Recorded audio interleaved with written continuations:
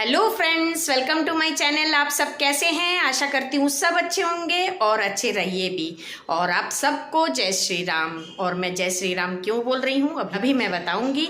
और सबसे पहले तो मैं अपने भगवान जी के दर्शन करा देती हूँ। अब भी मैं पूजा करके ही उठी हूँ, तो ये कर लीजिए मेरे भगवान जी के दर्शन आप लोग सब।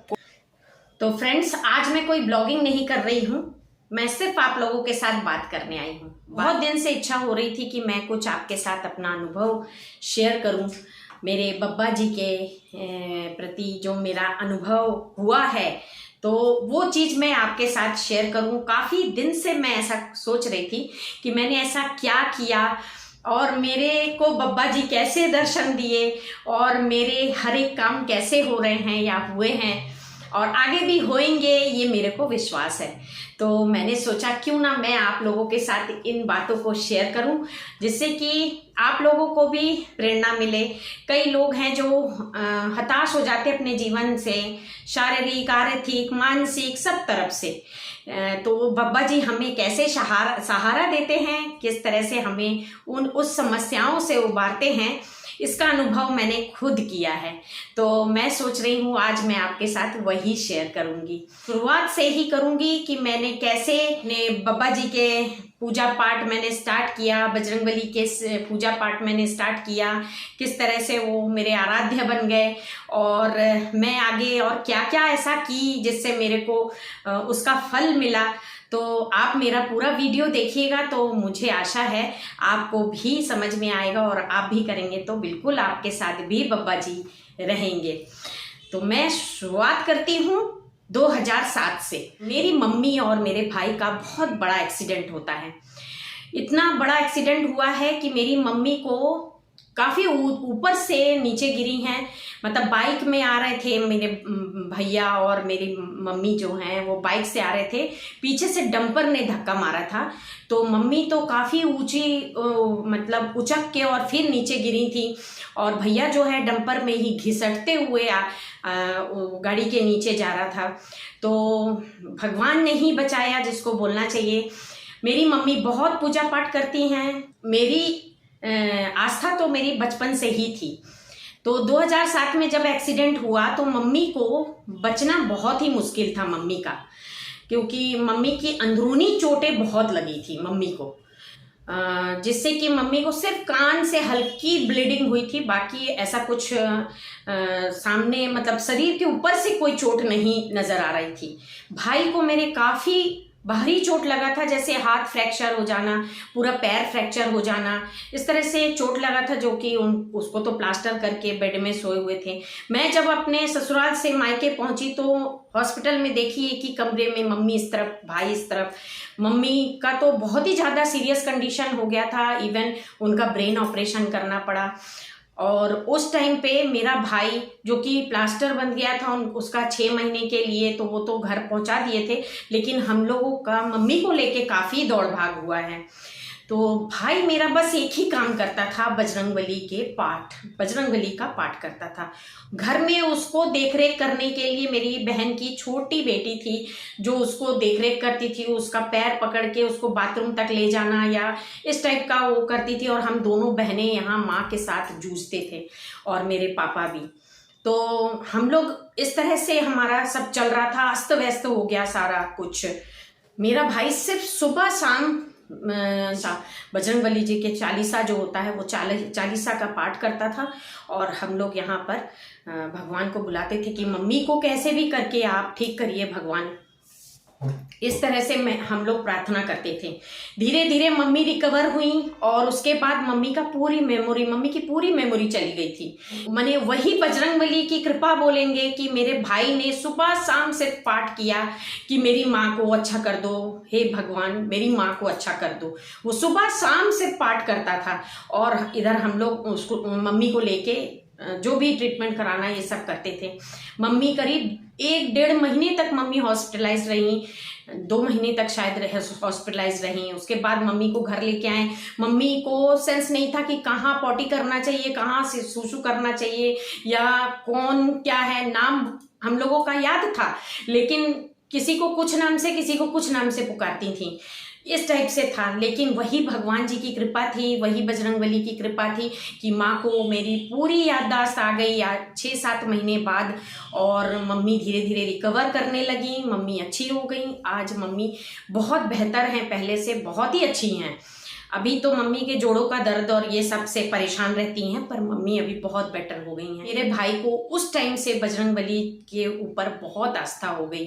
तो मेरा भाई मंगलवार को पूजा करना, मंगलवार के दिन विशेषकर बैठ के खुद अपने हाथ से भगवान जी की आरती करना, पूजा पाठ करना, ये सब करता था। फिर धीरे धीरे मंगलवार छोड़ वो रोज ही करने लगा, वो रोज ही करता था।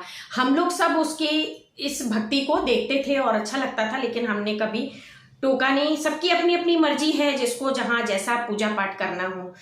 लेकिन उसके धीरे धीरे आस्था में, और मैं जब कभी परेशान होती थी तो मेरा भाई बोलता था तू बजरंगबली का पाठ कर, हर जो बाधाएं हैं वो सब काट देंगे बब्बा जी, तू पूजा कर, तू ऐसा कर। तो करती थी। फिर धीरे धीरे मेरे को भी नहीं याद है कि मैं कैसे बजरंगबली जी का पाठ करने लगी। मेरे को ध्यान नहीं आता। मैं शायद आज से 2-3 साल पहले की बात बता रही हूँ। अचानक से मैं एक संकट मोचन दर्शन करने गई थी, तो वहां पर मैं भगवान जी की सारी मूर्तियां देखती थी। तो अचानक से मुझे वहां पर हनुमान जी के पंचमुखी, हनुमान जी के पीतल वाले पंचमुखी हनुमान जी दिखे। तो मेरी इच्छा एकदम से जागृत हुई कि मैं हनुमान जी का ये पंचमुखी अवतार का जो मूर्ति है वो मैं घर ले जाऊंगी। तो मैं लेके आ गई, उसकी शुद्धिकरण करी, कच्चे दूध से, गंगा जल से शुद्धिकरण करके। हालांकि मेरे पास फोटो थी, तो मैं फोटो में ही खड़े होके पूजा करना, मैं उसको ले आके स्थापित की, और करने के बाद मैं पूजा करती थी। मैंने सिर्फ हनुमान चालीसा पढ़ती थी, जैसे रोज की पूजा होती है वैसे ही करती थी। तो इस तरह मेरी हनुमान जी पे आस्था होने लगी, बप्पा जी पे आस्था होने लगी, और मैं पूजा पाठ करने लगी। बहुत अच्छे से मन लगता था मेरा। बजरंगबली जो चालीसा होती है वो चालीसा पढ़ने पर मुझे बहुत अच्छा लगता था। 2 साल पहले की बात बता रही हूँ। मेरी एनिवर्सरी आई, तो मेरे हस्बैंड ने बोला चलो हम एक जगह घूम के आते हैं एनिवर्सरी के दिन। तो मैंने बोला चलो। अब दूसरे दिन हम लोग 5 तारीख की बात है, 5 मार्च की, हम लोग गए वहाँ। हम लोग जा रहे थे, कुतनी डैम करके है, खजुराहो से 14 किलोमीटर दूर बागेश्वर धाम है, और उसी के पास में है कुतनी डैम करके एक जगह है। काफ़ी अच्छा सीनिक व्यू का प्लेस है। तो वहाँ पर हम लोग रुके थे। तो हम लोग जिस दिन जा रहे थे उसी दिन हमारे हस्बैंड के कलीग ने उनको बोला कि सर आप वहाँ जा रहे हैं तो जगेश्वर धाम बालाजी के मंदिर जरूर होके आइएगा। बहुत ही प्राचीन मंदिर है और बहुत जागृत भगवान जी हैं। तो उनने बोला ठीक है हो आएंगे। चलो ठीक है, आज वहाँ रुकते हैं, कल वापस आते टाइम हम लोग दर्शन करते हुए आएंगे। नहा धो के अच्छे से चेंज करके हम लोग मंदिर गए, बागेश्वर धाम। वहाँ गए, वहाँ जाके अब पता तो नहीं था, उनने बोला बालाजी के दर्शन करके आइएगा। तो मेरे दिमाग में ऐसा चलता था कि बालाजी मतलब तिरुपति बालाजी का कोई रूप है, या यहाँ पर कोई मंदिर स्थापना किया हुआ है। इस टाइप से मेरे मन में ये सब विचार चल रहा था। तो देखा पहाड़ के ऊपर ऊंचे जगह पे बागेश्वर धाम हम लोगों को गूगल के मैप से जाते लेके चला गया। तो गांव देहात के अंदर है, वो गढ़ा गांव के अंदर बागेश्वर धाम है। तो हम लोग गए वहाँ आजू बाजू पूछे भाई ये कौन सी मंदिर है, यहाँ पर कौन से भगवान जी स्थापना किए हुए हैं, क्या है इस मंदिर के बारे में। तो वहाँ मंदिर में आसपास के जो दुकान वाले हैं वो कुछ नहीं बताते। वो बोलते हैं आप ऑफिस रूम में चले जाइए, वो ज़्यादा अच्छा आपको बता पाएंगे, आपको सब कुछ बताएंगे, आप वहाँ पूछ लीजिए। हमने बोला चलो ठीक है, पहले भगवान जी के दर्शन तो करके आए। तो अब हम लोग बस भगवान जी के दर्शन करने के लिए सीढ़ी चढ़ रहे थे। तो अचानक से देखे पीछे से हटो हटो हटो हटो वाली आवाज आई। तो हम लोग चुपचाप रुक गए। मैंने एक रो में हम लोग चढ़ रहे थे, एक रो में बंद करके रखे थे। तो वहाँ हटो हटो होने लगा। तो देखे वहाँ पर वही हमारे गुरुजी धीरेन्द्र प्रसाद, जो कि सुबह सुबह अपना वहाँ पर भगवान बालाजी के आरती वगैरह पूजा करने के लिए ऊपर चढ़ रहे थे। तो हमने एक बार मन में सोचा कि बाबा इतने जवान लड़का कभी हमने देखा नहीं, इतने जवान लड़के को एक साधु के रूप में, साधक के रूप में मैंने कभी नहीं देखा था। तो मैंने देखा तो मेरे मन में उतना उनके प्रति उतना विचार कुछ आया नहीं।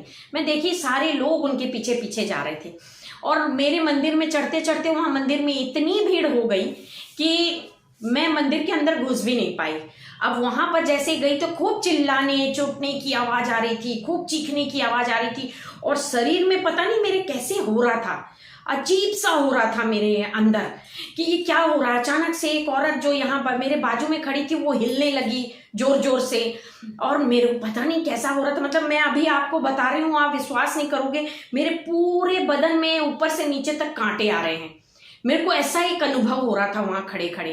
अजीब सी मेरी तकलीफ बढ़ रही थी, अजीब सा मेरे को परेशानी हो रही थी। मैं अपने मन को बार बार इधर उधर कर रही थी क्योंकि मैं वैसे विचारों वाली नहीं हूँ, मतलब पिछड़े विचारों वाली, जैसा शब्द नहीं आ रहा मेरे को, वो ऐसा नहीं है मैं उस विचार में नहीं हूँ, लेकिन मुझे परेशानी हो रही थी। अब मैं वहां से बाबा जो बाबा जी ऊपर गए थे, धीरेन्द्र प्रसाद, हमारे पंडित धीरेन्द्र प्रसाद जी, वहाँ पूजा पाठ किए करके जैसे ही नीचे उतरे, हम लोग लाइन में लग के जैसे तैसे मैं आगे तक गई। अब मैंने बाजू वाले से पूछा, एक अंकल जी से, अंकल जी यहाँ काहे का मंदिर है, क्या है यहाँ, कौन से भगवान जी की पूजा होती है? तो वो भी बोले पता नहीं कौन से भगवान जी की पूजा होती, हम भी पहली बार आए, ऐसे बोले। तो मैंने बोला ये जो चिल्लाने की आवाज आ रही है वहां क्या हो रहा है? क्योंकि मैं भीड़ के कारण कुछ नहीं देख पा रही थी वहां, क्योंकि एक वहां पर पेड़ है, पेड़ के वहां पर जिनको भूत प्रेत लगे रहते हैं तो वो वहां पर उनका इलाज किया जाता है, इस टाइप से है। तो वो ये सब चीजें तो मैंने देखा भी नहीं था, ना मैंने कभी ऐसा सुना था। तो मैं वहां पर ये सब देख के मेरे लिए बहुत आश्चर्य, और वो जो आवाजें आ रही थी वो मेरे लिए बहुत इरिटेट हो रही थी, मैं मतलब अजीब सी घबराहट हो रही थी। चलो जैसे तैसे भगवान जी जैसे ही गए, उनको चिमीटा मारा, क्या मारा, चिमीटा की आवाज आ रही थी बहुत तेज तेज, पर हमें दिखे नहीं क्योंकि भीड़ बहुत थी। तो हमने बोला चलो भीड़ निकल जाएगी तब देख लेंगे क्या हो रहा है। चलो फिर वहां पर पूजा पाठ होके जैसे ही पंडित जी निकले, उनके पीछे पीछे पूरी भीड़ निकलती गई, और जैसे ही भीड़ निकली और मैंने बोला चलो अब तो मैं दर्शन करूंगी कि कौन से भगवान जी हैं। जैसे ही वो पूरी भीड़ हटी और मैं सामने भगवान जी का मंदिर, मतलब मुझे इतना भी एहसास नहीं हो रहा था कि मैं मंदिर के सामने ही हूँ। भीड़ इतनी थी सामने रो पे कि वो मंदिर में कौन से भगवान की पूजा हो रही है वो तक नहीं दिख रहा था। तो मैं अचानक से जैसे ही देखी वो भीड़ निकल गई, मैंने जैसे ही देखा अरे ये तो बजरंगबली जी हैं। तो आप विश्वास नहीं करोगे, मेरे को इतना अच्छा लगा, इतना अच्छा लगा मेरे को कि अरे ये तो हमारे बप्पा जी हैं। मैं इतनी खुश हो गई, मैंने बहुत अच्छे से प्रणाम किया, बहुत अच्छे से हाथ जोड़ा और बहुत अच्छे से मैंने वहीं बैठ के हनुमान चालीसा बोला, और मैं बहुत खुश हो गई कि मैं ऐसे आऊंगी बब्बा आपके द्वार में। मुझे तो पता ही नहीं था, आप मेरे को यहाँ पर खुद बुलाए, खुद दर्शन करने के लिए बुलाए। हम तो जानते ही नहीं थे माने बागेश्वर धाम भी है यहाँ, इतनी बड़ी सिद्ध पीठ है यहाँ, ये तो हमें पता ही नहीं था। भगवान ने कैसे हमको बुलाया और हम वहां से चले आए। दर्शन करके हम वहां पर चले आए। फिर हमारे मन में बहुत सारे विचार उठने लगे कि ये जो पंडित जी आए ये कौन थे, इनके पीछे पीछे इतने लोग चले गए, मतलब इस टाइप का होने लगा। तो मैं वहां पर और भी पूछी तो उन लोग कोई ने कुछ नहीं बताया। इस बीच ऐसा हुआ कि हम जैसे ही बाहर निकले तो हमें एक सज्जन मिले, बोले आप क्या वहां जा रहे हैं, आप हमें चौराहा तक छोड़ देंगे? हमने बोला चलिए बैठ जाइए गाड़ी में। और जब वो गाड़ी में बैठे तो हमने उनसे पूछा आप बागेश्वर पहली बार आ रहे हैं? तो बोले नहीं अभी तो आए हैं। मैंने बोला वो जो पंडित जी ऊपर गए थे वो कौन है, क्या है? तो उन्होंने बोला अरे आपको पता नहीं है? मैंने बोला नहीं हमें नहीं पता, हम तो पहली बार आए हैं। तो उनने फिर पूरा डिटेल बागेश्वर धाम में पंडित धीरेन्द्र प्रसाद जी के बारे में हमें सब जानकारी दी, क्योंकि हमारे मन में इतनी कौतूहल थी, इतने प्रश्न थे। वो सारे प्रश्न लेके हम आ रहे थे कि ये सिद्ध पीठ कैसे, कब से है, क्या है, हमें कुछ ज्ञान नहीं था, कुछ ज्ञात नहीं था। लेकिन उनने हम लोगों को पूरा डिटेल उनके चौराहे तक पहुंचाने में ऐसा लगा जैसे भगवान जी ने खुद हमारी गाड़ी में उनको बैठा दिया कि ये अनजान लोग आए हैं, इनको इनके बारे में सब बताओ, हमारे बारे में सब बताओ कि यहाँ पर क्या हो रहा है, कैसे होता है, क्या होता है, इनको सब कुछ बताओ। क्योंकि मेरे मन में बहुत क्वेश्चंस थे और वो पूरी बातें बताएं। अगर मेरे पास, मैंने वीडियो जरूर बनाया था क्योंकि मैं ब्लॉगिंग करती हूँ, दिन भर का सारा काम जो मैं करती हूँ, जहाँ मैं जाती हूँ, जो मैं बनाती हूँ और जो जहाँ पर भी मैं जिससे भी बातें करती, जो भी करती हूँ, मैं ब्लॉग के थ्रू आप लोगों के सामने लाती हूँ। तो इस तरह से मैं आपको, अगर मेरे पास क्लिपिंग होगी तो मैं जरूर आपको वो क्लिपिंग एक बार दूंगी कि किसने हम लोगों को उसकी जानकारी, मैंने भगवान की जानकारी दी कि भगवान कब से विराजित है वहाँ पर, क्या महत्व है वहाँ का, सब उनने हमको जानकारी दी। उस जब हम घर में आ गए उसके बाद अचानक से धीरेन्द्र प्रसाद बागेश्वर धाम बहुत ज़्यादा यूट्यूब और ये वो में होने लगा। फिर इतनी ज़्यादा प्रचलित हो गई कि आज बागेश्वर धाम को सब कोई जानते हैं। तो वहाँ के बारे में फिर मैं स्क्रॉल कर करके देखने लगी।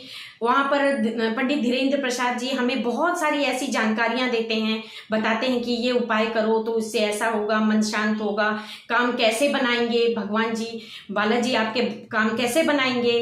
तो मैंने ये सब देखा और देख के फिर मैं घर में ही अपने अर्जी लगाई। उनकी बातें सुन के मैंने घर में अर्जी लगाई। अर्जी लगाने के बाद जैसा कि पंडित जी बोलते हैं कि महाराज जी बोलते हैं कि आप अर्जी लगाएंगे अपने मन से तो आपको 5 दिन या 3 दिन के अंदर वानर के दर्शन होंगे, या फिर सपने में या तो फिर साक्षात, ऐसा उन्होंने बोला था। अब मैं अर्जी तो बांधी बड़े मन से कि भगवान मेरी ये कामना पूरी कर दो। तो इससे मैंने अर्जी बांधा और उसके बाद मैं सोचने लगी मेरे को वानर दिखेगा कहाँ, मैं तो फ्लैट में रहती हूँ, कहाँ आएंगे वानर, मुझे कैसे दिखेगा, ये सोचने लगी। ऐसे करते करते मेरे 2 दिन बीत गए, ना मुझे सपने में आया ना मेरे को कुछ हुआ। एक दिन मैं मंदिर गई पूजा करने के लिए, तीसरे दिन की बात बता रही, मैं मंदिर गई थी पूजा करने के लिए। पूजा करके जब वापस आ रही तो अचानक से एक काले मुंह का बंदर सामने से गुजरा, और जब वो गुजरा तो वो मेरे सामने से रुकते हुए गुजरा और जाके वहां बैठ गया और मेरी तरफ देखने लगा। तो मैं एकदम से शक रह गई, अरे बाबा जी ने तो यही बोला था कि आपको 3 दिन के अंदर या 5 दिन के अंदर अगर वानर दिख गए तो आपकी समस्या का समाधान होना है, ऐसा उन्होंने बोला था। और सही में भी ऐसा हुआ। और आज किस समस्या का समाधान हुआ और कैसे मैंने अर्जी लगाई थी, कैसे क्या किया था, अगर आपको जानना है तो आप मुझे ज़रूर कमेंट करके बताइएगा। मैं ज़रूर आपको और भी डिटेल में आपको बताऊंगी और भी मेरे साथ ऐसे क्या अनुभव हुए हैं जिससे मैं बाबा जी के प्रति बिल्कुल मैंने समर्पित रहती हूँ और पूजा करती हूँ और आपको भी प्रोत्साहित कर रही हूँ कि नहीं, आज के इस युग में अगर कोई जागृत भगवान जी हैं तो वो हैं हमारे बब्बा जी, हमारे बालाजी, हमारे बजरंगबली। तो आज का ब्लॉग बस मैं यहीं तक रखती हूँ क्योंकि काफ़ी लंबा मैंने बोल दिया है। और शेयर सब्सक्राइब कीजिए, और अगर आप लोगों को अच्छा लगा है मेरी जानकारी, अगर और आपको चाहिए कि मैं ऐसा क्या करती हूँ, क्या की हूँ कि मेरी समस्याएं दूर हो रही हैं, या आगे भी मैं ऐसे क्या कर रही हूँ, मेरी बहुत सारी समस्याएं ऐसे ही दूर हुई हैं, मैंने बहुत सी उपाय किए हैं, तो आप लोग मुझे ज़रूर कमेंट करके पूछिएगा तो मैं ज़रूर आपके साथ शेयर करूँ, हर बातों को मैं आपके साथ शेयर करूँगी। तो ठीक है, ओके, बाय बाय, जय माता दी और जय बजरंगबली।